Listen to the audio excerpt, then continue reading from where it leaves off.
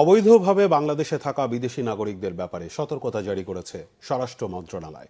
এই প্রসঙ্গে অন্তর্বর্তী সরকারের স্বরাষ্ট্র উপদেষ্টা অবসরপ্রাপ্ত লেফটেন্যান্ট জেনারেল জাহাঙ্গীর আলম বলেছেন, অবৈধভাবে কোনো বিদেশি বাংলাদেশে থাকতে পারবে না।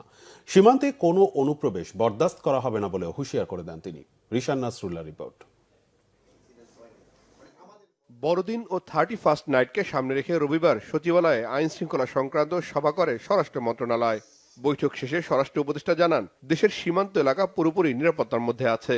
জানান, অনুপ্রবেশ ও অবৈধভাবে বাংলাদেশে বিদেশি নাগরিকদের অবস্থান বরদাস্ত করবে না সরকার। দেশে বর্তমানে কতজন অবৈধ বিদেশি আছেন সেই পরিসংখ্যান সরকারের হাতে নেই বলেও জানান উপদেষ্টা। কোনো বিদেশিকেই অবৈধভাবে বাংলাদেশে থাকতে দেওয়া হবে না। এটা আপনারা ভালোভাবে এই নিউজটা করবেন। এই কতজন আছে এই স্ট্যাটিস্টিক্সটা আমাদের কাছে এখনো নাই। এটা যদি থাকতো তো আমি বলে দিতাম যে এতজন আছে। অনেক দেশেরই আছে, আমি কোনো দেশের নাম মেনশন করতে চাচ্ছি না, বাট কোনো দেশেরই আমরা এই অবৈধ নাগরিককে বাংলাদেশে থাকতে দিব না। বর্ডারে কোনো অবৈধ অনুপ্রবেশ কোথাও এমন কোনো সময় বরদাস্ত করা হবে না।